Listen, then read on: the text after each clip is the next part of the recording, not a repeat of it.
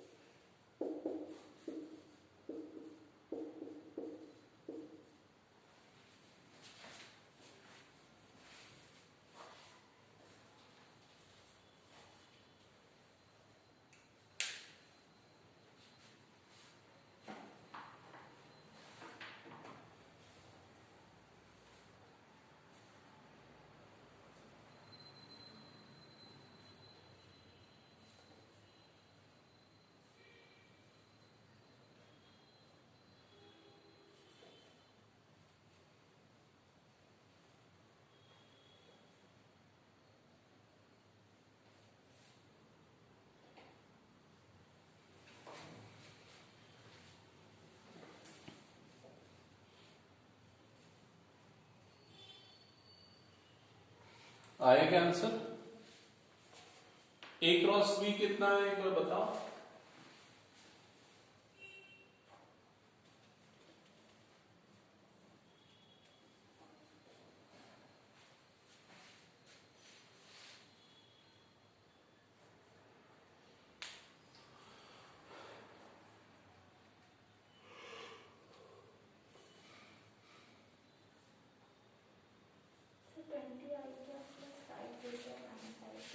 Twenty I cap minus plus 5 J cap, हाँ minus 5 के cap. अच्छा, और अनन्या राज तुम दोनों का तो मैं कैलकुलेशन में चलेगा। ठीक है, और मॉड क्या आ रहा है इसका, मैग्नीट्यूड 450 मतलब 15 अंडर रूट 15 ठीक है, ठीक है, हो गया, इरेज कर रहा हूं। नेक्स्ट क्वेश्चन पे आते हैं, question number 11।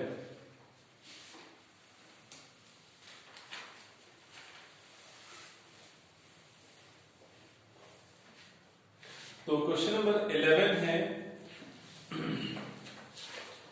let vector a and vector b are such that mod of factor a is equals to 3 and mod of factor b is equals to root 2 by 3, then a cross b is a unit vector if angle between a and b is if theta is। ठीक, तो question समझ में आ गया। तो ये unit vector कब होगा या ये यूनिट वेक्टर होगा तो उसका मतलब क्या है, उसका मतलब है mod of a cross b की वैल्यू क्या होगी, 1। तो a क्रॉस b क्या होता है, देखो यहां पर mod of vector a into mod of vector b into sine theta into n cap का मॉड इज इक्वल्स टू क्या गया, 1। आया समझ में? अब सबका सेपरेट मॉड लेते हैं, तो मॉड ऑफ वेक्टर a मतलब एक ही बार आएगा, mod of vector b sine theta का मॉड मतलब साइन थीटा ही रहेगा। ठीक है, एन कैप का मॉड क्या हो जाएगा, 1, क्योंकि एन कैप क्या यूनिट वेक्टर है। ठीक है, समझ में आ गया। अब इसकी वैल्यू पुट करो 3, इसकी value 2/√3 into sin theta is equals to 1। Sorry ये 2/√3 नहीं, 2/3 है ना, ये भी √2/3 है। हाँ, तो ये दोनों कटेगा तो साइन थीटा की वैल्यू क्या आ जाएगी, 1/√2। 1/√2 साइन में कब आता है, साइन 45 पे या फिर π/4 पे, तो थीटा की वैल्यू क्या आ जाएगी, π/4। आया समझ में?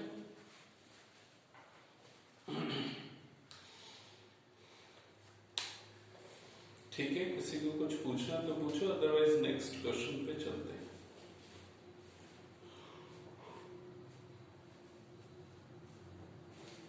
ऐसा क्वेश्चन इंपॉर्टेंट है ना, मतलब छोटे छोटे क्वेश्चंस, 2-3 मार्क्स के लायक क्वेश्चंस।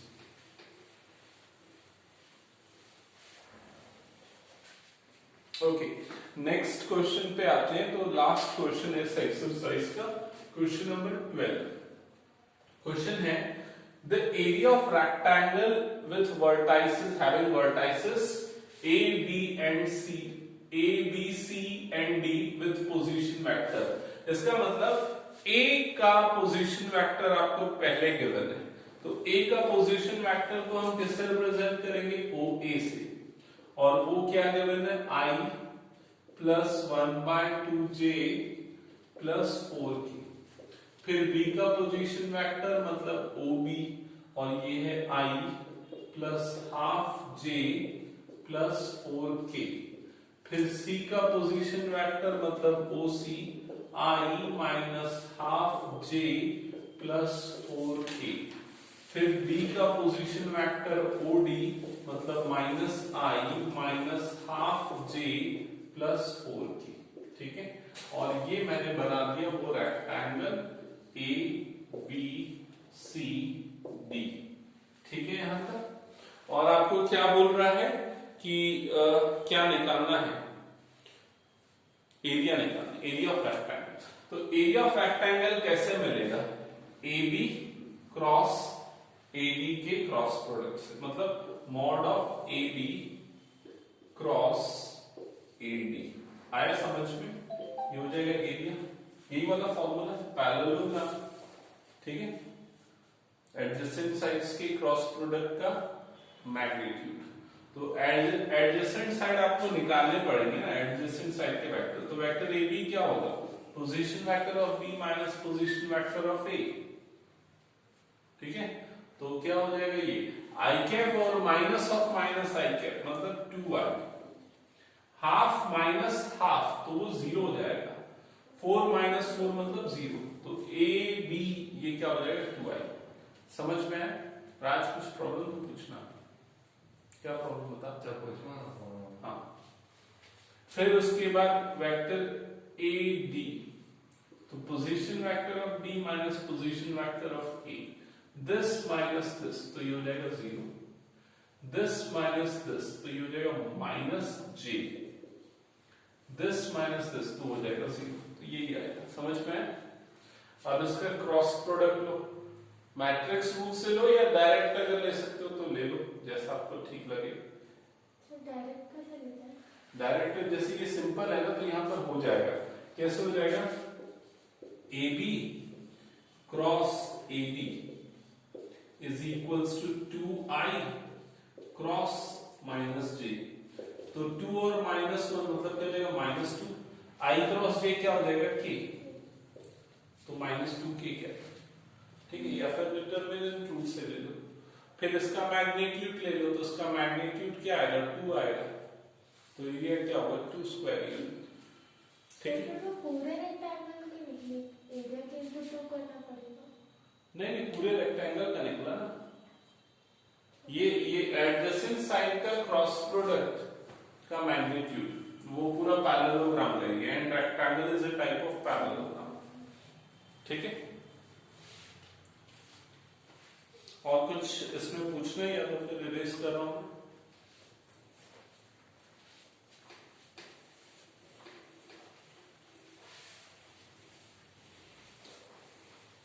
ठीक है, तो यहां पर कंप्लीट होता है सारा टॉपिक वेक्टर का। तो वेक्टर में क्या क्या इंपॉर्टेंट टॉपिक्स थे, पहले तो वेक्टर के कंपोनेंट्स, वेक्टर में डायरेक्शन, कोसाइंस, LMN और उनका relation, dot product, cross product और उसकी प्रॉपर्टीज, ये सारी इंपॉर्टेंट चीजें थी। टाइप ऑफ फैक्टरिंग, ठीक है।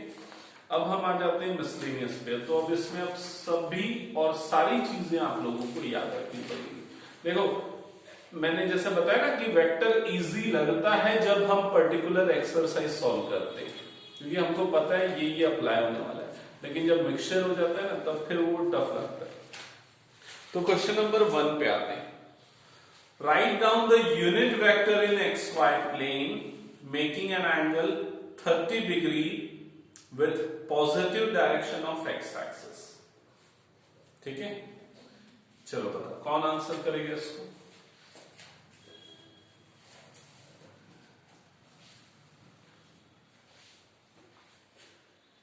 Miscellaneous chapter 10 question number 1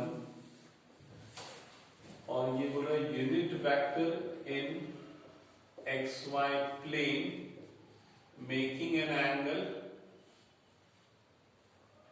30 degree with positive direction of X axis। तो X axis के साथ 30 डिग्री मतलब अल्फा की वैल्यू कितनी हुई, 30 हुई। समझ में आई चीज। अब ये हो गया X एक्सिस, ये हो गया Y एक्सिस। मैंने दो ही एक्सिस लिए क्योंकि जो वेक्टर है वो XY प्लेन में, मतलब Z एक्सिस की जरूरत नहीं है। तो वो जो वेक्टर है मान लो वो वेक्टर ऐसा बन रहा है कुछ, ठीक है। X एक्सिस के साथ 30 डिग्री बना रहा है, तो Y एक्सिस के साथ कितना डिग्री बनाएगा, 60 डिग्री बनाएगा। तो इसका मतलब बीटा की वैल्यू क्या हो गई यहाँ पर, 60 डिग्री। समझ में आई ये चीज, ठीक है। गामा जो है, गामा अगर आपको देखना है तो देखोगे तो भी समझ में आ जाएगा। गामा की वैल्यू क्या होगी, 90 डिग्री। क्यों 90 होगी, क्योंकि गामा मतलब ये थर्ड एक्सिस ना। तो वेक्टर जो है, ये वेक्टर जो बन रहा है ये गामा मतलब z एक्सिस के साथ कितना बना रहा है, 90 डिग्री बना रहा है। आ रहा है समझ में। अगर कोई भी वेक्टर XY प्लेन में है तो z एक्सिस के साथ उसका 90 डिग्री बनेगा। तो गामा की वैल्यू 90 डिग्री। अब जो भी वेक्टर है, मान लो वो वेक्टर A है, तो उसके कंपोनेंट्स क्या हो जाएंगे, Li plus Mj plus Nk, ये हो जाएगा वो यूनिट वेक्टर, ठीक है। Li plus Mj plus Nk ये यूनिट वेक्टर होता है, ठीक है। Lmn क्या होता है, यहाँ पर डायरेक्शन कोसाइंस होते हैं। तो डायरेक्शन कोसाइन कैसे मिलता है, cos alpha cos beta cos gamma से। तो बस इसमें अल्फा बीटा गामा की वैल्यू पुट कर दो, इसको ना ऐसा रिप्रेजेंट करो तो ज्यादा ठीक रहेगा, एक कैप से, क्योंकि यूनिट वेक्टर है ना। तो L मतलब cos 30, M मतलब cos 60 और N मतलब cos 90, ठीक है। समझ में आई चीज। तो ये हो गया इसका आंसर, बाद में जो भी वैल्यू पुट कर देना।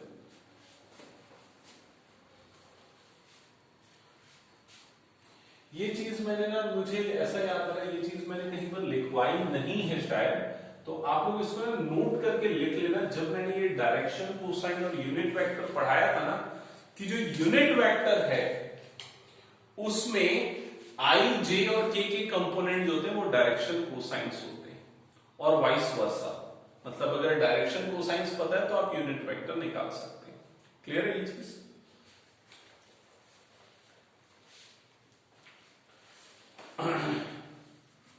ओके, इरेज कर दो इसको पूरा। नेक्स्ट क्वेश्चन पे कुछ पूछना है Ananya? No sir. Okay, next question number 2।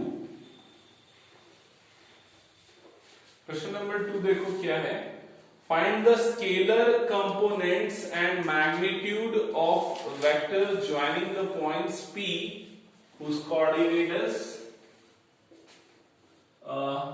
x1 y1 z1 and Q whose coordinate is x2 y2 and z2, ठीक है। तो P Q इसको ज्वाइन करने पे जो वेक्टर बन रहा है उसके स्केलर कंपोनेंट और मैग्नीट्यूड निकालना है। तो सबसे पहले वेक्टर PQ क्या होगा, सिंपल है, बताओ। x2 minus x1 I plus y2 minus y1 J plus z2 minus z1 K, समझ में है? अब इसके स्केलर कंपोनेंट क्या होंगे बताओ?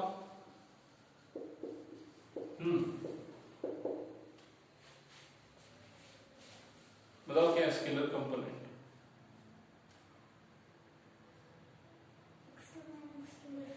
Correct, x2 minus x1,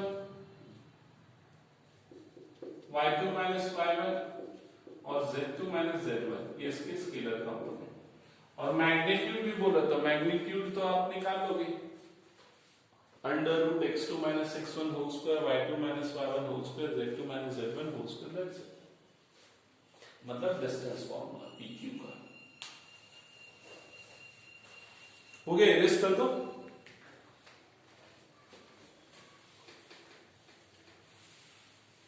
next question पे आते हैं, क्वेश्चन नंबर 3। तो देखो क्वेश्चन क्या है। A girl walks 4 kilometre towards west, then she walks 3 kilometre in the direction 30 degree east of north and stops. Determine the girl's displacement from her initial point of departure. तो suppose एक girl यहां पर थी, point ओ पे, reference point है, origin ले रहा हूं उसको मैं, ठीक है। और मान लो इसको मैं मार्क कर रहा हूं एक्स एक्सिस और इसको मैं मार्क कर रहा हूं वाई एक्सिस, ठीक है। अब एक्स एक्सिस मतलब ये कौन सा डायरेक्शन हो गया, ईस्ट, ये कौन सा हो गया नॉर्थ, ये कौन सा हो गया वेस्ट, और ये कौन सा हो गया साउथ, ठीक है। अब जो गर्ल है वो कहां पर चल रही है, पहले वो 4 किलोमीटर टुवर्ड्स वेस्ट, मतलब ये पॉइंट ओ से उसने यहां तक पॉइंट ए तक का डिस्टेंस ट्रैवल किया, और ये डिस्टेंस कितना है 4 किलोमीटर, ठीक है। फिर उसके बाद वो बोल रहा है कि 3 kilometre in the direction 30 degree from the east of north. तो नॉर्थ अगर इस पॉइंट के हिसाब से देखा जाए तो ये नॉर्थ वाला डायरेक्शन है, ठीक है। तो 30 डिग्री ईस्ट ऑफ नॉर्थ, इसका मतलब उसने ऐसा ट्रैवल किया, और ये जो एंगल बन रहा था, ये एंगल कितना बन रहा था 30 डिग्री। आया समझ में? और ये जो जिस पॉइंट तक वो चली, वो पॉइंट सपोज बी था, तो ए बी का डिस्टेंस कितना था 3 किलोमीटर। आया समझ में यहां तक? एंड देन शी स्टॉप्स, तो वो पॉइंट बी पे आके रुक गई। अब आगे पूछ रहा है, क्या पूछ रहा है, determine the girls displacement from her initial point of departure. Initial point of departure था ओ, ओ से बी, ये वाला डिस्प्लेसमेंट आपको निकालना है। क्लियर है ये चीज? ओ बी, ये डिस्प्लेसमेंट आपको निकालना है। अब देखो यहां पर इसको मैं ये वाला जो वेक्टर बन रहा है, इस वेक्टर को हम क्या बोलेंगे, वेक्टर ओ ए। ये वाला वेक्टर क्या हो जाएगा, वेक्टर ए बी। और ये वाला वेक्टर जो है डिस्प्लेसमेंट आपको चाहिए, वो क्या है ओ बी, ठीक है। अब यहां पर दो चीजें समझना इंपॉर्टेंट है। ये जो ओ ए बी बन रहा है ना, ये ट्राइंगल बन रहा है, और उसमें triangle law of addition apply होगा, जो हमने पढ़ा था, जिसका कम यूज होता है, मैंने बताया था। तो ओ A plus A B equals to क्या होता है, ओ बी होता है। तो पहले हम लिखेंगे O B is equals to क्या हो जाएगा, ओ ए प्लस ए बी, ठीक है। ये क्लियर हुआ कि इनिशियल पॉइंट वाला ऐड होगा ना, मतलब हाँ? ए और ओ भी ऐड होगा ना, ओ ए और ए बी ऐड होगा। वो ट्राइंगल लॉ ऑफ एडिशन था ना, ऐसा वाला, जैसे कि अगर ये है वेक्टर ए, ये है वेक्टर बी, तो ये जो रिजल्टिंग बनेगा, ये वेक्टर क्या हो जाएगा, vector a plus vector b, ऐसा था, ठीक है। तो बस यहां पर भी हुई ओ ए ओ बी, तो ये ओके, तो ये हो गया। तो ओ बी चाहिए आपको, तो ओ बी के लिए ओ ए और ए बी का सम निकालना पड़ेगा। तो वेक्टर ओ ए क्या होगा, ये देखते हैं। तो वेक्टर ओ ए निकालने के लिए एक चीज यहां पर ध्यान रखना, दो ही प्लेन है ना, एक्स प्लेन और वाई प्लेन, मतलब 2D वाला क्वेश्चन है, 3D नहीं है। तो z एक्सिस नहीं आएगा, इसका मतलब k कैप वाली टर्म नहीं आएगी, सिर्फ i कैप और j कैप आएगा, ठीक है। तो i कैप कैसे, i कैप का जो कंपोनेंट होता है वो कैसे निकलता है, वो निकलता है cos अल्फा से। अल्फा मतलब क्या होता है, x एक्सिस के साथ जो एंगल बना रहा है वो। तो एक्स एक्सिस के साथ ये कितना एंगल बना रहा है, बताओ एक्स एक्सिस के साथ कितना एंगल बना रहा है ये वाला? 60 कैसे? नहीं, ये OA कितना एंगल बना रहा है? 0। ये अगर पॉजिटिव एक्स एक्सिस के साथ 0 डिग्री या 180 डिग्री बोल सकते हैं, ये 180 डिग्री बना रहे हैं ना पॉजिटिव एक्स एक्सिस के रिस्पेक्ट में। अगर हम देखेंगे तो आ रहा है समझ में ये चीज? तो 180 डिग्री में नहीं आएगा। ये जो OA वेक्टर आपको दिख रहा है, ये एक पॉजिटिव, जब भी हम एंगल की बात करते हैं मतलब positive direction of x axis या वाई एक्सिस या जेड एक्सिस मानते हैं, तो ये वाला वेक्टर एक्स एक्सिस के साथ कितना एंगल बना रहा है? ये पूरा एंगल बना रहा है। ये एंगल कितना बनेगा? 180 डिग्री बनेगा। समझ में आई ये चीज? तो इसका मतलब अल्फा की वैल्यू कितनी है? 180 degree. Alpha is equals to 180 initial case में। बीटा की वैल्यू कितनी? बीटा क्या होता है? y एक्सिस के साथ वेक्टर जो एंगल बनाता है वो बीटा होता है। तो बीटा की वैल्यू कितनी होगी? 90 डिग्री। और गामा तो चाहिए ही नहीं हमको यहाँ पर, ठीक है? तो जिससे आपको अल्फा और बीटा अगर मिल गया तो इससे आपको ना यूनिट वेक्टर OA मिल जाएगा। मैं यूनिट वेक्टर OA क्यों बोल रहा हूं? क्योंकि cos अल्फा i और cos beta j, cos alpha i cos beta j, इससे आपको यूनिट वेक्टर OA मिल जाएगा। ठीक है, मतलब ये हो गया ना Li cap plus Mj cap. बताओ ये कितना आएगा? क्या आएगा? माइनस आई कैप, करेक्ट। -1, तो ये क्या देगा? माइनस आई कैप। ठीक है, अभी ये इसका यूनिट वेक्टर, इसमें मैग्नीट्यूड हमने मेंशन नहीं किया, तो मैग्नीट्यूड कितना है OA का? कितना है? गिवन है 4। आ रहा है समझ में? तो जो वेक्टर OA होगा वो कितना आएगा? -4 आई कैप। क्या ये समझ में आया? ठीक है, ये मैंने इतना लंबा करके बताया, अगर आप उसको शॉर्टकट करना चाहोगे तो आप सीधा देख के कर सकते हो। देखो, अगर इस डायरेक्शन में जाते हैं तो प्लस आई, इस डायरेक्शन में जाते हैं तो माइनस आई, विथ मैग्नीट्यूड जो भी मैग्नीट्यूड है 4i, -4i। समझ में आई ये चीज? लेकिन मैं इस तरीके से बता रहा हूं। तो vector OB is equals to vector OA क्या देगा? -4i। ठीक है, अब निकालते हैं वेक्टर AB। तो अब मैंने जो जिस रीजन से आपको ये बताया था उसका रीजन यही था कि आपको ये पता रहना चाहिए। ये देखो, ये एंगल कितना बनेगा? 60 डिग्री। आया समझ में? तो अब जो यूनिट वेक्टर AB है वो क्या होगा बताओ? Unit vector AB cos alpha i। ठीक है, अल्फा क्या है? एक्स